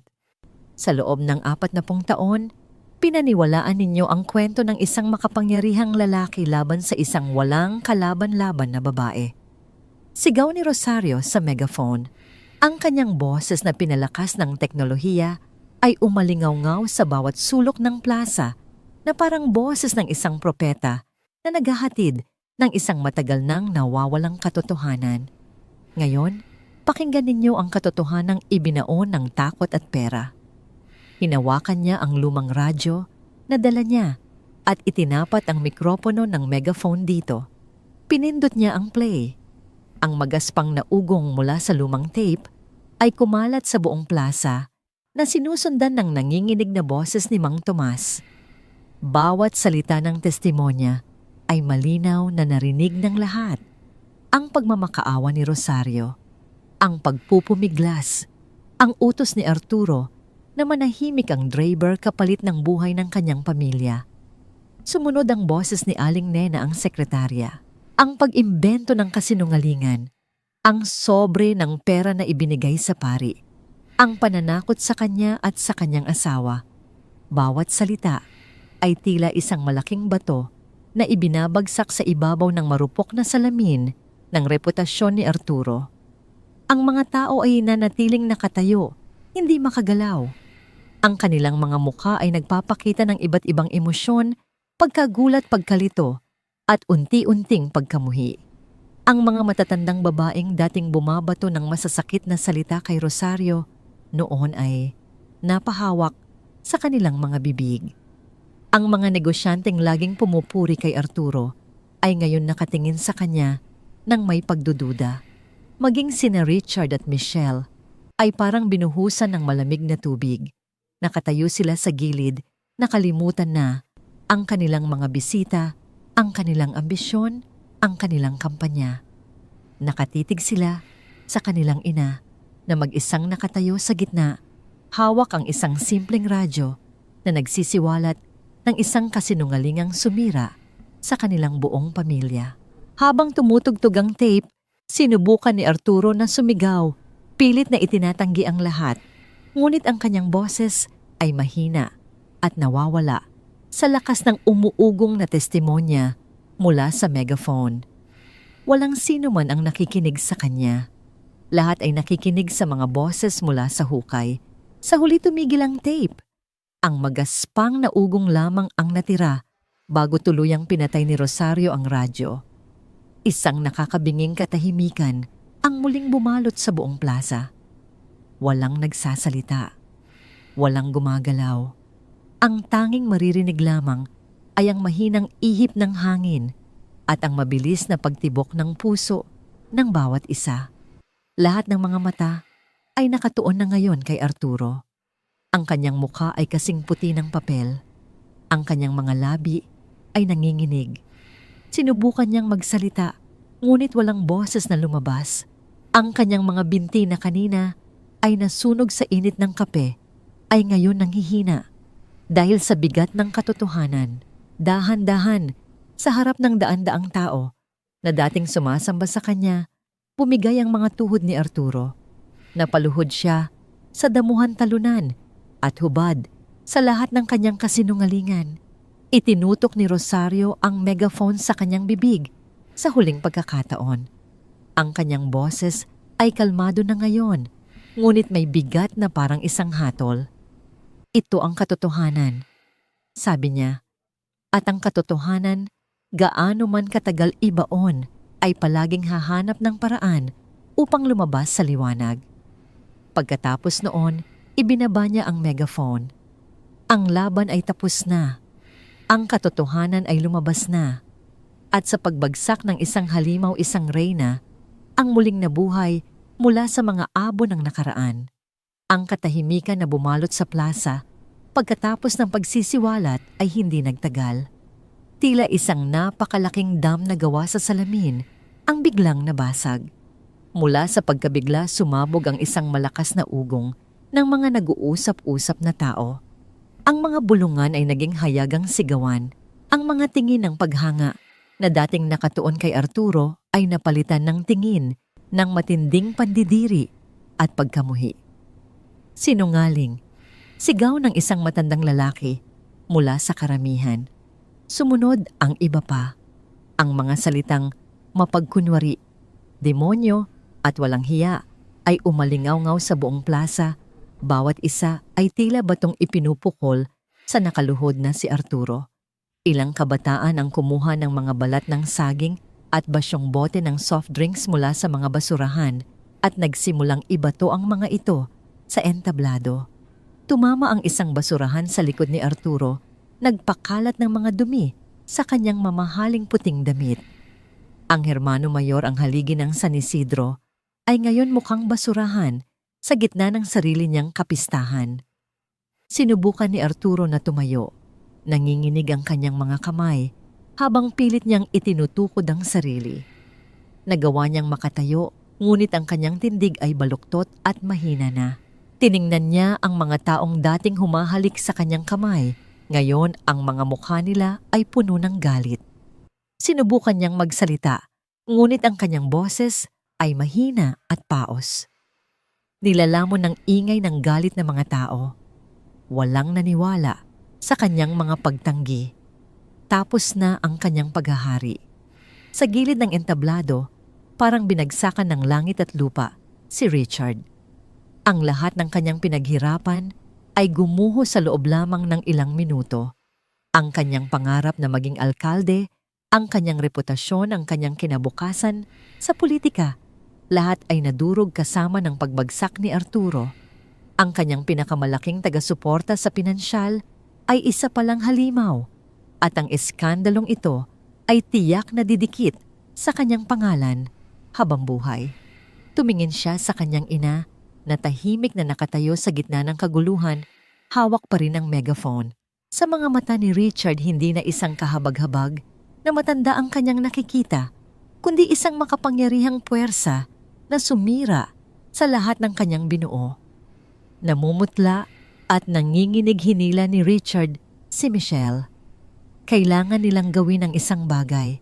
Kailangan nilang iligtas ang anumang natitira sa kanilang pangalan. Ang tanging paraan na lamang ay ang ipakita sa lahat na sila ay nasa panig ng kanilang ina, na sila ay biktima rin ng kasinungalingan. Mabilis silang tumakbo palapit kay Rosario.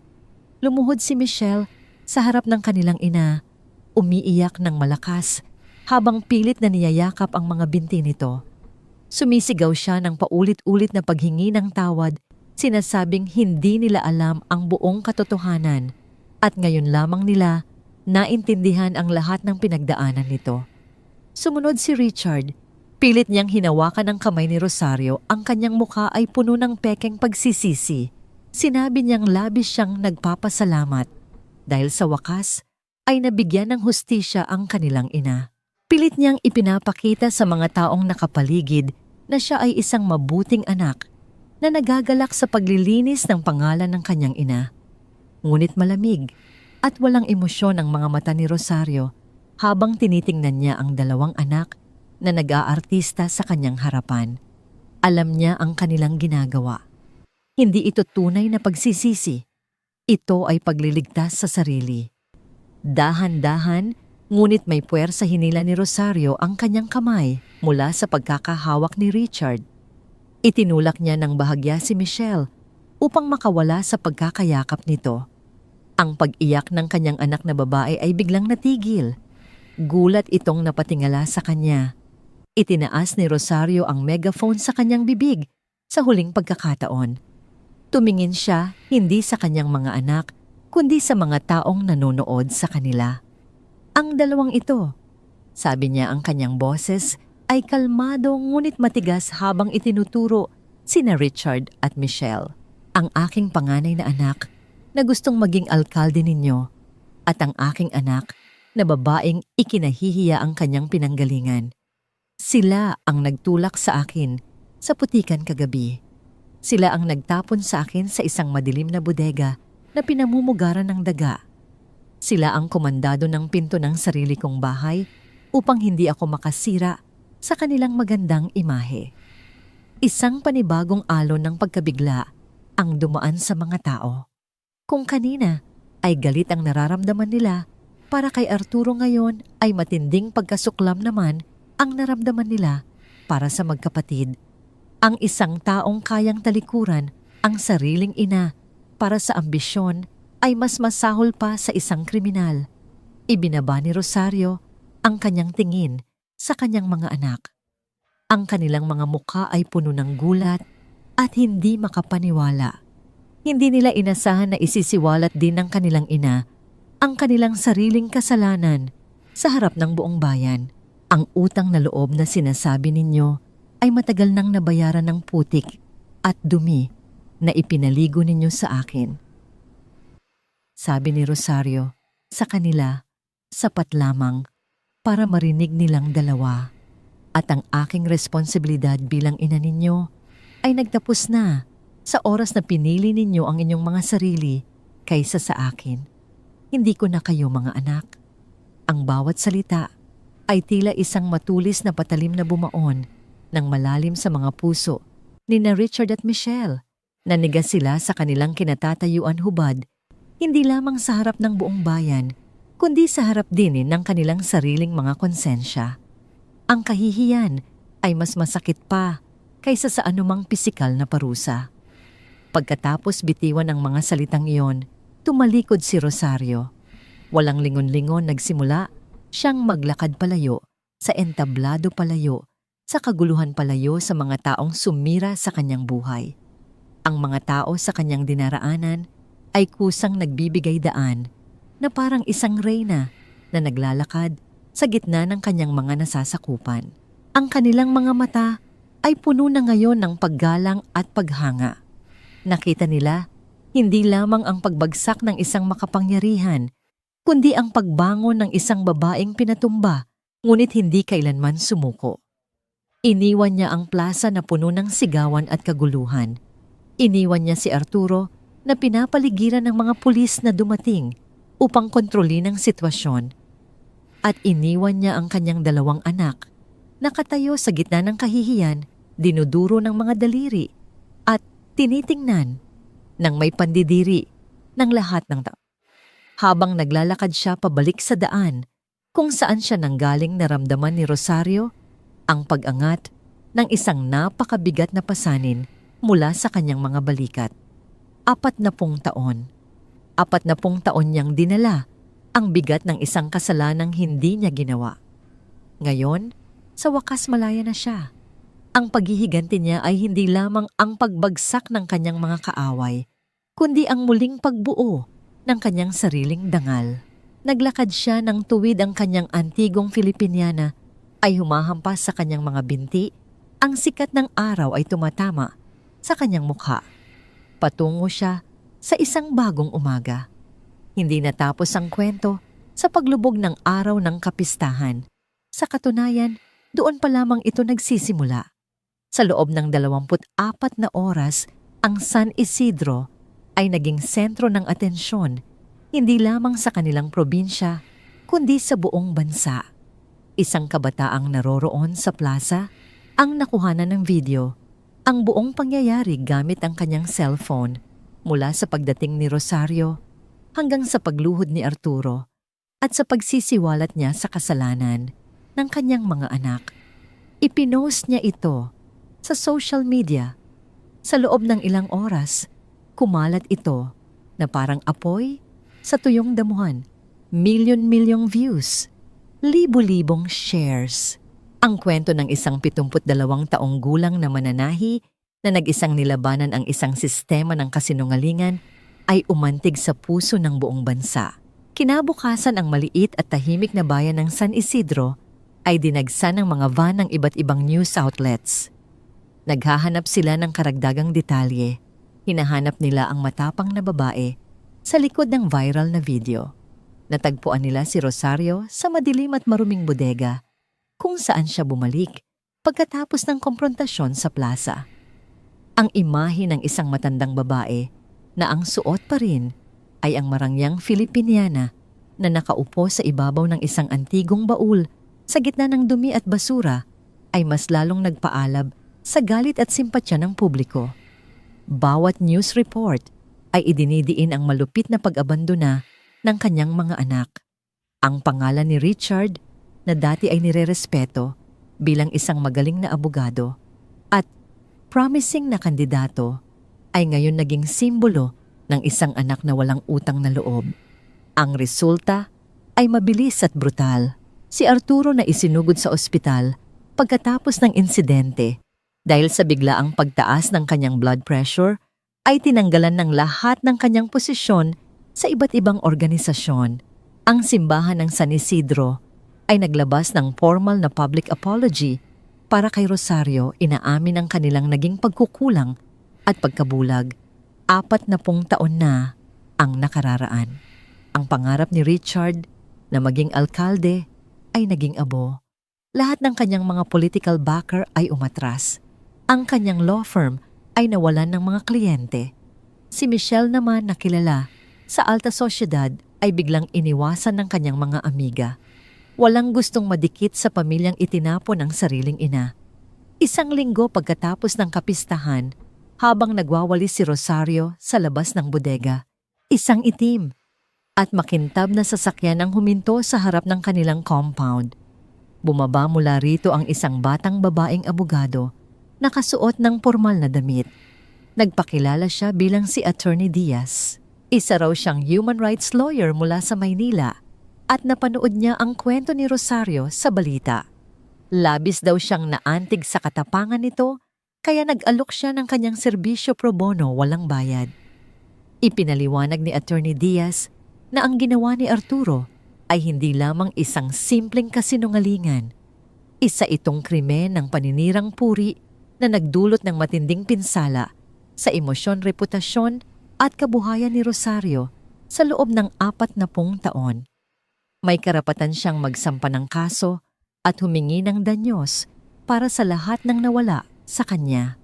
Noong una, nag-alinlangan si Rosario. Para sa kanya sapat na ang paglabas ng katotohanan. Ngunit ipinaalala sa kanya ng abogada na ang hustisya ay hindi lamang tungkol sa pag-amin ng kasalanan, kundi pati na rin sa pagbabayad sa pinsalang idinulot nito. Pumayag si Rosario. Kinagabihan, habang nakaupo siya sa labas ng bodega at tinitingnan ang mga bituin sa langit, 3 anino ang dahan-dahang lumapit sa kanya. Ang kanyang 3 anak, sina Richard, Michelle at Dennis. Magkakasama silang lumuhod sa damuhan sa harap niya. Ang kanilang mga muka ay gusot, ang kanilang mga mata ay namumugto sa kaiiyak. Wala na ang dating tapang ni Richard, ang pagmamataas ni Michelle o ang katahimikan ni Dennis. Ang naroon na lamang ay 3 talunang taong humaharap sa resulta ng kanilang mga desisyon. Si Richard ang unang nagsalita. Basag ang boses. Humingi siya ng tawad. Inamin niyang naging sakim siya, nabulag sa ambisyon at nakalimutan ang pinakamahalagang bagay sa mundo, ang kanyang pamilya. Ipinangako niyang babawi siya, na aalagaan niya ito at ibibigay ang lahat ng gusto nito. Sumunod si Michelle, humahagulgol. Sinabi niyang labis siyang nagsisisi sa lahat ng kanyang ginawa. Ang pandidiri niya sa kanilang kahirapan noon ang nagtulak sa kanya na talikuran ang sariling ina. Ngayon daw niya naunawaan na ang tunay na yaman ay wala sa pera kundi sa pamilya. Si Dennis naman ay hindi makapagsalita. Nakayuko lamang siya, ang kanyang mga balikat ay nanginginig sa tahimik na pag-iyak. Tiningnan sila ni Rosario isa-isa. Nakita niya ang kanilang pagsisisi, ngunit nakita rin niya ang takot sa kanilang mga mata. Takot na tuluyan na silang itakwilang ang lipunan, takot na mawala ang lahat ng kanilang pinaghirapan. Hindi sumigaw si Rosario, hindi siya nagmura. Sa halip nagsalita siya ng may malamig, at nakakapangilabot na kalmadong boses. Ang utang na loob, sabi niya, ay hindi parang damit na isinusuot lamang kapag malamig na ang panahon. Ito ay balat na dapat nakadikit sa inyong pagkatao. Ngunit pinili ninyong hubarin ang balat na yon at iwan sa putikan. Tumingin siya kay Richard. Ang iyong paghingi ng tawad ay hindi para sa akin, kundi para sa iyong pangalan na nawasak. Tumingin siya kay Michelle.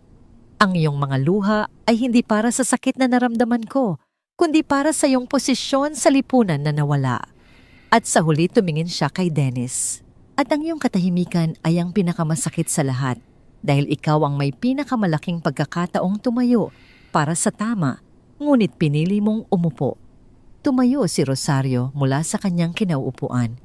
Tiningnan niya ang kanyang 3 anak na nakaluhod pa rin sa lupa.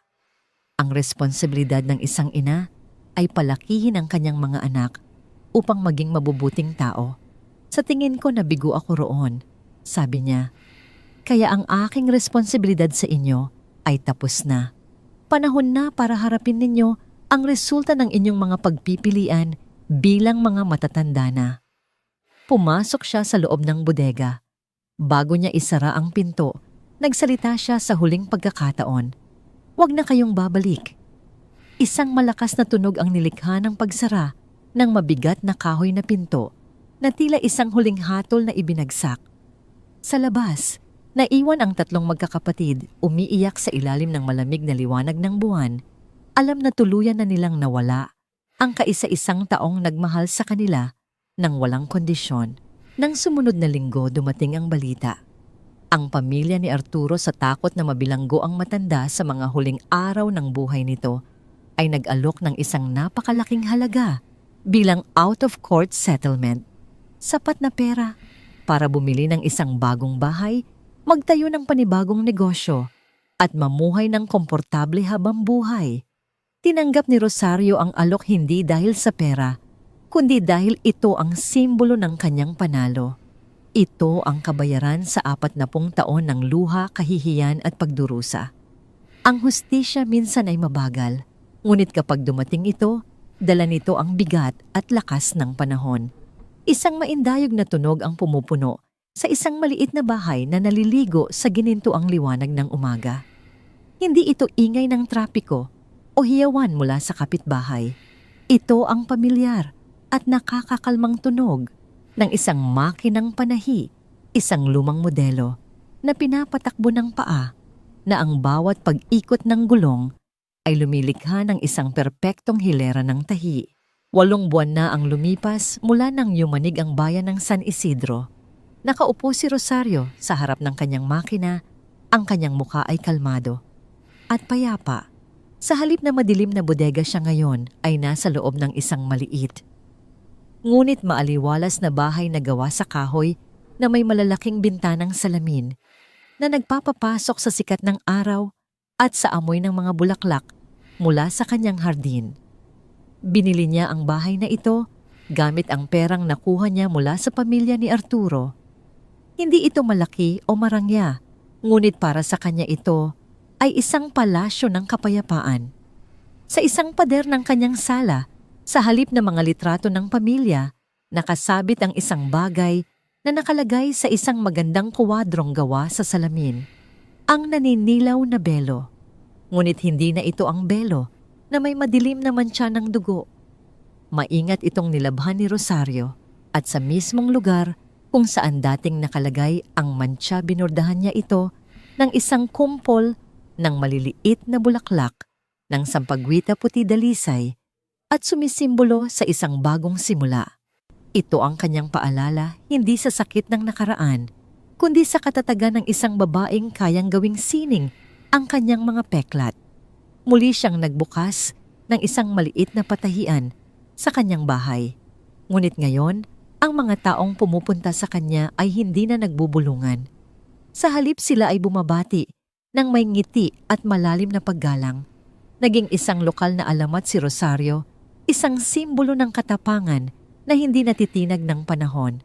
Ang kanyang mga anak ay nagdusa sa resulta ng kanilang mga ginawa. Si Richard, ay natalo ng malaki sa eleksyon. Ang kanyang pangalan ay naging isang biro sa mundo ng politika. Si Michelle ay hiniwalayan ng kanyang mayamang asawa na hindi kinaya ang kahihiyan na idinulot ng kanyang pamilya. Pareho silang lumipat sa ibang probinsya upang magsimulang muli malayo sa mga mapanghusgang mata ng San Isidro.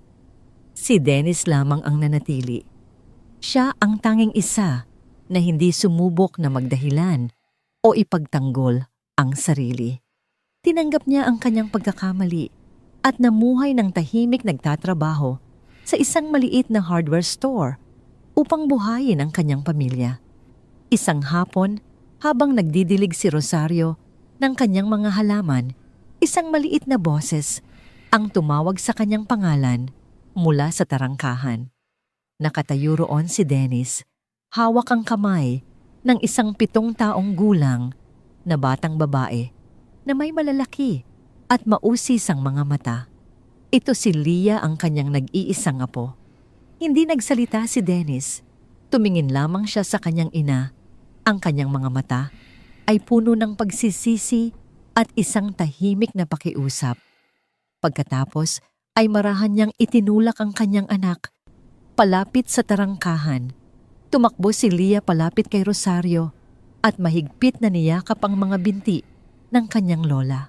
Nagulat si Rosario, ngunit isang kakaibang init ang gumapang sa kanyang puso. "Lola, tinuruan po ako ni Papa kung paano kayo hanapin," sabi ng bata, nakatingala kay Rosario. "Sabi po niya kayo daw po ang pinakamatapang na babae sa buong mundo."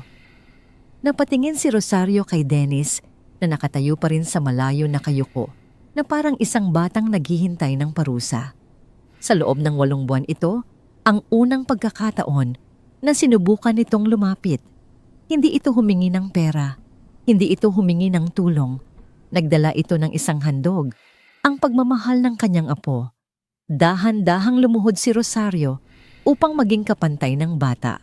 Tiningnan niya ang mga mata ni Leah. Nakita niya rito ang inosenteng paghanga, walang bahid ng anumang tsismis o panghuhusga mula sa nakaraan. "Gusto niyo po ba akong turuan kung paano magburda, Lola?" Tanong ng bata. Ang kanyang boses ay puno ng pag-asa.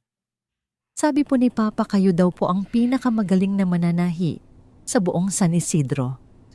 Isang maliit na ngiti ang unti-unting gumuhit sa mga labi ni Rosario, isang tunay na ngiti na hindi niya naipakita sa loob ng napakatagal na panahon. Hindi niya pinansin si Dennis. Sa halip, hinawakan niya ang malambot na kamay ni Leah at dinala ito papasok sa kanyang bahay.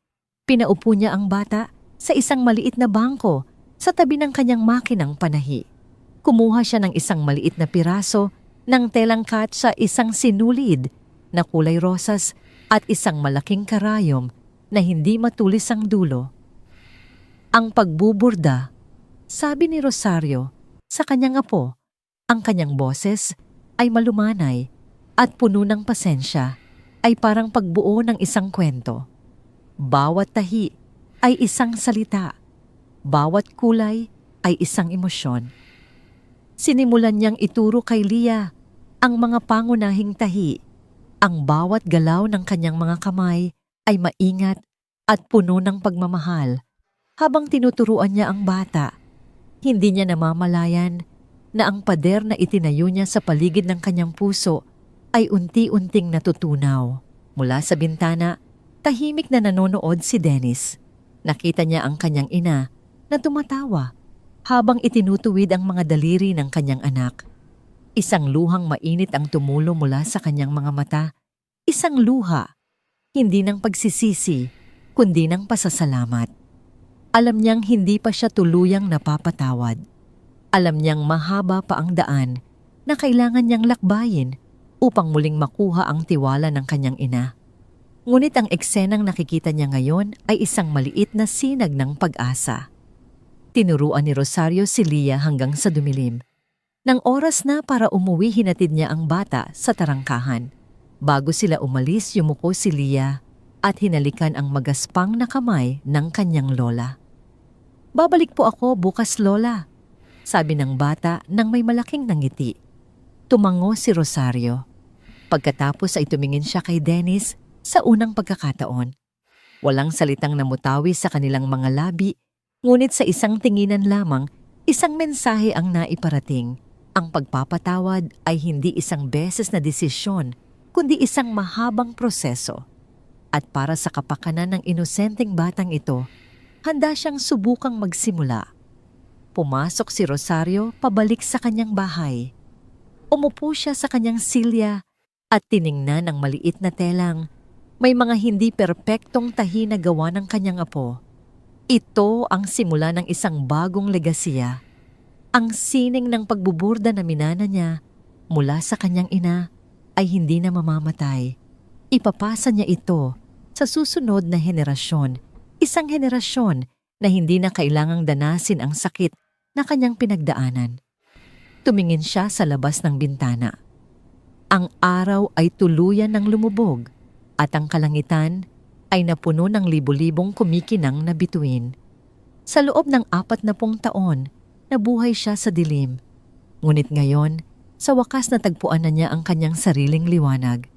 Ang tunay na hustisya ay hindi lamang ang pagpaparusa sa mga nagkasala. Ito ay ang kakayahang muling buuin ang sarili mula sa mga piraso ng nakaraan at itahi ang isang bagong kinabukasan na mas matibay, mas makulay at puno ng pag-asa. At sa tahimik na gabing iyon, alam ni Rosario na ang kanyang bagong umaga ay nagsimula na. Walang tigil ang paghampas ng mabigat na ulan sa kalawanging yero ng lumang bahay, subalit